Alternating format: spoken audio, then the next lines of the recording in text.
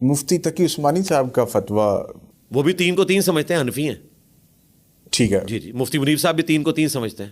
میں جو کہنا چاہ رہا تھا، میں اگلے سوال کی طرف آ رہا تھا سر، وہ یہ ہے کہ انہوں نے سود کے حوالے سے یا بینکنگ، اسلامک بینکنگ کے حوالے سے جو فتوے دیے ہوئے ہیں، اب لوگ یہ کہتے ہیں کہ جی ہمیں تو بینکنگ کا اتنا ان ڈیپتھ نالج نہیں ہے. جی اب اسلامک بینکنگ میں جو چیزیں بینک کرتا ہے، وہ جو بندہ ایک پراپر فائنانس کی ایجوکیشن لے گا یا اکنامکس پڑھے گا، تبھی اس کو پتہ چلے گا کہ بینک اس کے پیسے کے ساتھ کیا کر رہا ہے.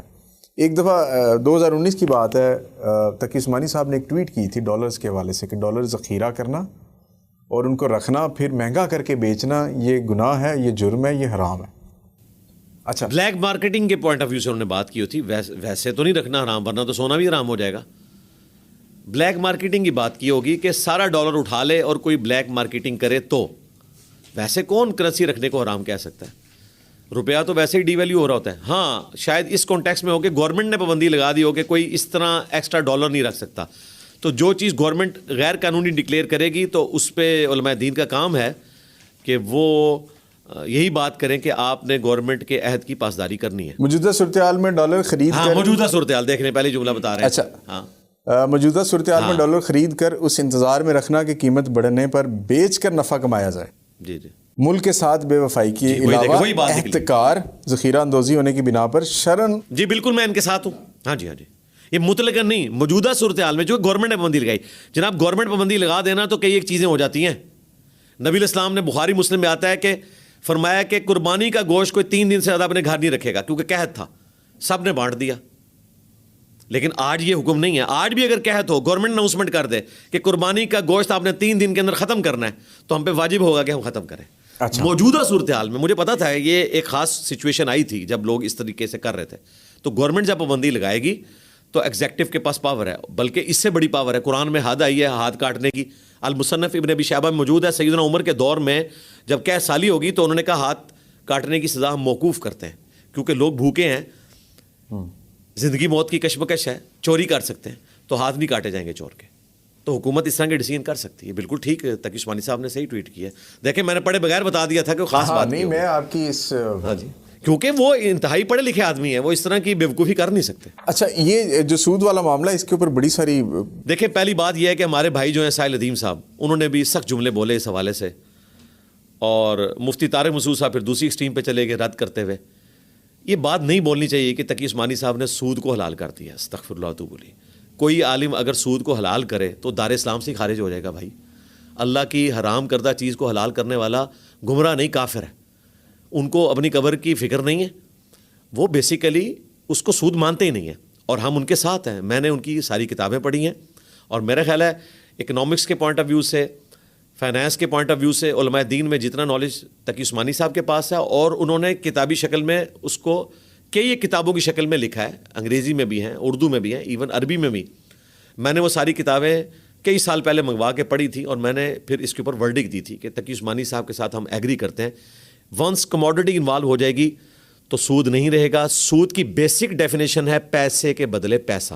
اسی لیے آپ دیکھیں اسلامک بینک والے آپ کو پرسنل لون نہیں دیتے. پرسنل لون میں پیسے کے بدلے پیسہ آئے گا، وہ ہمیشہ کموڈٹی کے اگینسٹ دیتے ہیں. ٹھیک ہے.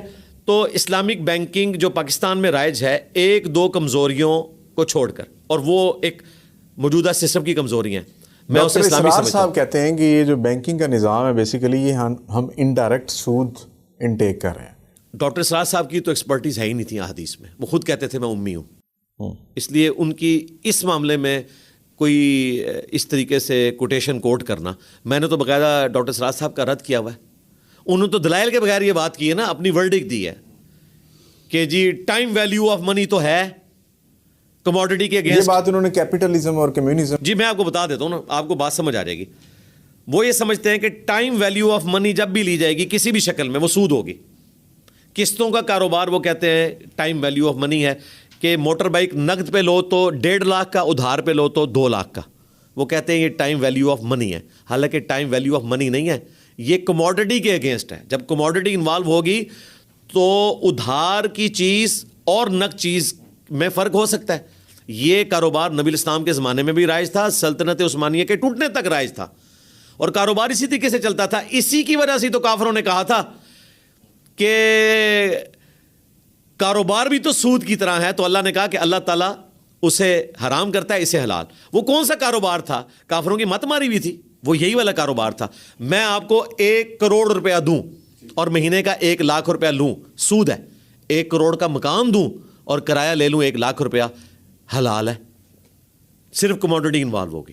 تو کموڈٹی جب انوالو ہو, لیکن بینک میں تو یہ ہوتا ہے کہ آپ نے 3 سال بعد پتہ لگتا ہے, اس کی رقم بھی فکس آپ دے رہے ہوتے ہیں کہ جی کائبر ریٹ نکلے گا 3 ماہ بعد, اس کے علاوہ اس کی اتنی بنیادی رقم بنے گی, اور آپ نے 3 سال کی انسٹالمنٹ دینی ہے یا 5 سال کی, اس کے بعد گھر آپ کے نام ہو جائے گا. نہیں, شروع میں طے ہو جاتا ہے نا, اس میں فلکچویشن نہیں آنی چاہیے, شروع میں طے ہو جائے اور آپ ادا کرتے رہیں, بالکل ٹھیک ہے. اس میں جو چیز تھی نا, جو ڈاکٹر اسرار صاحب نے, سر کائبر ریٹ ہر 3 ماہ بعد نکلتا ہے اسٹیٹ بینک, وہ میں ادھر آتا ہوں. پہلے میں آپ کو بتاؤں ڈاکٹر اسرار صاحب کہاں سے دھوکہ کھا گئے. انہوں نے تو حدیث نہیں کوٹ کی, وہ حدیث ہے جامع ترمذی میں کہ نبی اسلام نے ایک چیز کی 2 قیمتیں رکھنے سے منع فرمایا. لیکن امام ترمذی نے 7 کامنٹس لکھے ہیں. یہ اس صورت میں ہے جب کہ خریدنے والا اور بیچنے والا بغیر کسی ایک قیمت پہ راضی ہوئے, طے کیے بغیر الگ ہو جائیں. یہ پتہ ہی نہ چلے, غرر ہو جائے کہ یہ ادھار پہ لے کے گیا یا نقد پہ یہ پیسے بھجوائے گا تھوڑی دیر بعد. اگر ایک قیمت پہ راضی ہو جائیں تو بالکل درست تھا, اور یہ کاروبار رائج تھا, اور اس پہ کوئی دوسری رائے نہیں ہے. احمد بن حنبل ہو, امام شافعی ہو, یہ ہمیشہ سے رائج تھا, یہ کاروبار بالکل درست ہے. اب آ جائیں آپ کائبر ریٹ کی طرف. دیکھیں کائبر ریٹ کا جو معاملہ ظاہر ہے, پوری دنیا کی اکانومی تو اسی پہ چل رہی ہے نا. جو یہ پاکستان کا کائبر ریٹ نکلتا ہے پوری دنیا میں نکلتا ہے, تو ظاہر ہے اس کے قریب قریب تو کوئی چیز کرنے کے لیے آپ کو طریقہ تو اڈاپٹ کرنا پڑے گا. جو آپ نے کہا نا کہ وہ ریٹ نکلتا ہے, آپ اسلامک بینک والوں کے پاس جائیں, وہ ریٹ آپ کا اوپر نیچے نہیں کرتے. پہلے دن طے ہوتا ہے کہ آپ نے 10 سال کی قسطیں دینی ہے, اور اس میں قسط اوپر نیچے نہیں ہوتی ہے, ورنہ سب سے پہلے میں اس کے اوپر حرمت کا فتویٰ دے دوں گا.